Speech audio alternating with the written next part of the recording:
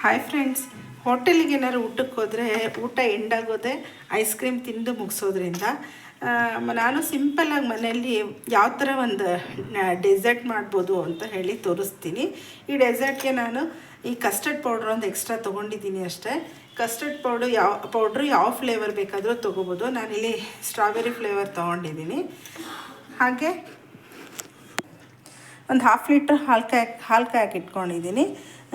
ಹಾಲು ಚೆನ್ನಾಗಿ ಕುದಿ ಬರಬೇಕು, ಉಕ್ಕಿ ಬರಬೇಕು. ಈ ಕಸ್ಟರ್ಡ್ ಪೌಡ್ರನ್ನ ನಾನು 1.5 ಸ್ಪೂನ್ ತೊಗೊಂಡಿದ್ದೀನಿ. ತಣ್ಣಗಿರೋ ಹಾಲಲ್ಲಿ ನೀಟಾಗಿ ಮಿಕ್ಸ್ ಮಾಡ್ಕೊಂಡಿದ್ದೀನಿ.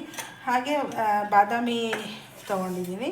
ಈ ಬಾದಾಮಿನ ಸಣ್ಣ ಸಣ್ಣದಾಗಿ ಪೀಸ್ ಮಾಡ್ಕೋಬೇಕು.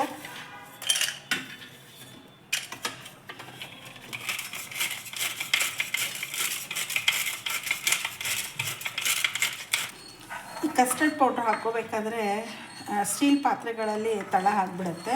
ಹೀಗಾಗಿ ನಾನು ಈ ಥರ ಒಂದು ಕಡಾಯಲ್ಲೇ ಇಟ್ಕೊಂಡಿದ್ದೀನಿ, ನಾನ್ ಸ್ಟಿಕ್ ಕಡಾಯಲ್ಲಿ. ಈ ಕಸ್ಟರ್ಡ್ ಪೌಡ್ರನ್ನ ಹಾಕ್ಕೊತಾ ಇದ್ದೀನಿ. ಈಗ ಈ ಕಸ್ಟರ್ಡ್ ಪೌಡ್ರ್ ಹಾಕ್ಕೊಂಡಿದ ತಕ್ಷಣ ಹಾಲು ದಪ್ಪ ಆಗುತ್ತೆ, ಗಟ್ಟಿ ಆಗುತ್ತೆ.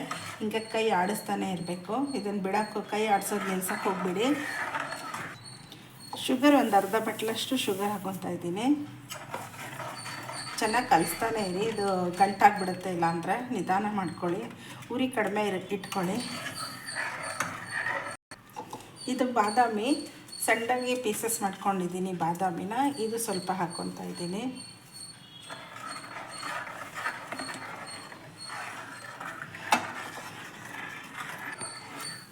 ಇದು ರೆಡಿ ಆಗಿದೆ. ಗ್ಯಾಸ್ ಆಫ್ ಮಾಡ್ಕೊತಾ ಇದ್ದೀನಿ. ಈಗ ಇದನ್ನು ಒಂದು ಬೇರೆ ಪಾತ್ರೆಗೆ ಹಾಕ್ಕೊಂಡು, ಸರ್ವಿಂಗ್ ಬೌಲಿಗೆ ಏನಾರು ಹಾಕ್ಕೊಂಡು ಇದನ್ನ ಫ್ರಿಜ್ಜಲ್ಲಿ ಇಡಬೇಕು. ಒಂದು ಅರ್ಧ ಗಂಟೆ ಇದು ಕೋಲ್ಡ್ ಆಗಬೇಕು, ಫ್ರಿಜ್ಜಲ್ಲಿ ಇಟ್ಕೊಳ್ಬೇಕು. ಮತ್ತು ಸಕ್ಕರೆ ಪುಡಿ ಬೇಕಾಗತ್ತೆ.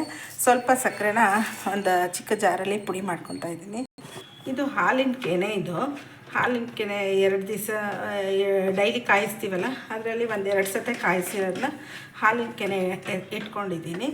ಇದಕ್ಕೆ 1-2 ಸ್ಪೂನ್ ಹಾಕೋಷ್ಟು ಸಕ್ಕರೆ ಪೌಡ್ರನ್ನ ಹಾಕ್ಕೊಂಡು ನೀಟಾಗಿ ಕಲಿಸ್ಕೊಳ್ಳಿ. ಒಂಥರ ಕ್ರೀಮಿ ಥರ ಆಗುತ್ತೆ, ಕ್ರೀಮ್ ಆದಂಗೆ ಆಗುತ್ತೆ.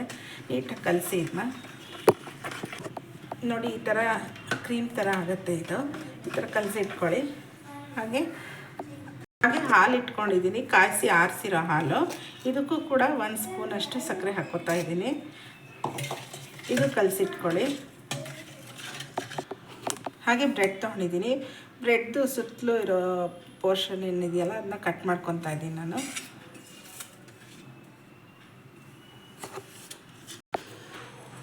ನೋಡಿ, ಈ ಥರ ಕಟ್ ಮಾಡಿ ಇಟ್ಕೊಂಡಿದ್ದೀನಿ. ಈಗ ಈ ಕೆನೆ ಮತ್ತು ಸಕ್ಕರೆ ಕಲಸಿರೋ ಏನಿದು ಪೇಸ್ಟ್ ಇದೆಯಲ್ಲ, ಇದನ್ನು ಸ್ವಲ್ಪನೇ ಇದಕ್ಕೆ ಅಪ್ಲೈ ಮಾಡ್ಕೋಬೇಕು. ನೋಡಿ, ಈ ಥರ ಹಚ್ಕೊಂಡ್ಮೇಲೆ ಇದನ್ನ ಒಂದ್ರ ಮೇಲೆ ಒಂದು ಇಟ್ಟು ಇದನ್ನು ಕಟ್ ಮಾಡ್ಕೋಬೇಕು.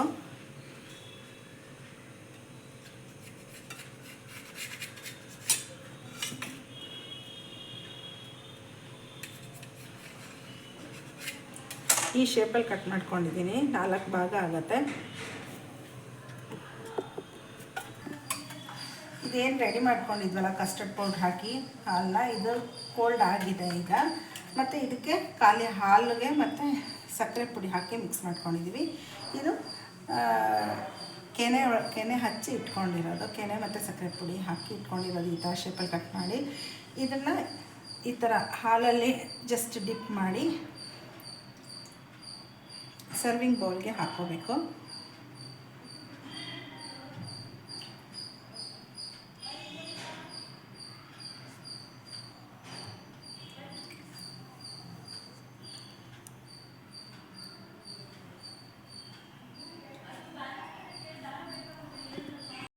ಹಾಲಲ್ಲಿ ಡಿಪ್ ಮಾಡಿ ಈ ಥರ ಇಟ್ಕೊಂಡಿದ್ದೀನಿ. ಇದಕ್ಕೆ ಈಗ ಈ ಕಸ್ಟರ್ಡ್ ಮಿಲ್ಕ್ ಪೌಡ್ರ್ ಹಾಕಿ ಮಾಡ್ಕೊಂಡಿರೋ ಅಂಥ ಹಾಲಿಂದು ಕ್ರೀಮಿ ಟೆಕ್ಸ್ಚರ್ ಅಂತ ಹಾಕ್ಕೊತಾ ಇದ್ದೀನಿ. ಇದಕ್ಕೆ ಸ್ವಲ್ಪ ಮೇಲೆ ಬಾದಾಮಿ ಪುಡಿ ಉದುರಿಸ್ಕೊಂಡ್ರೆ ತಿನ್ನೋಕ್ಕೆ ರೆಡಿ ಆಗುತ್ತೆ. ಇದು ಒಂದು ಸತಿ ಈ ಥರ ಮಾಡಿ ನೋಡಿ, ಮಕ್ಕಳಿಗೆ ತುಂಬ ಖುಷಿಯಾಗುತ್ತೆ. ಐಸ್ ಕ್ರೀಮ್ ತಿನ್ನೋ ಥರ ಫೀಲ್ ಆಗುತ್ತೆ. ಇದೇನೋ ಹೊಸ ಟೈಪ್ ಇದೆಯಲ್ಲ ಅಂತ ಮಕ್ಕಳು ಎಂಜಾಯ್ ಮಾಡ್ಕೊಂಡು ತಿಂತಾರೆ. ಹೆಲ್ದಿಯಾಗೂ ಕೂಡ ಇರುತ್ತೆ. Thank you.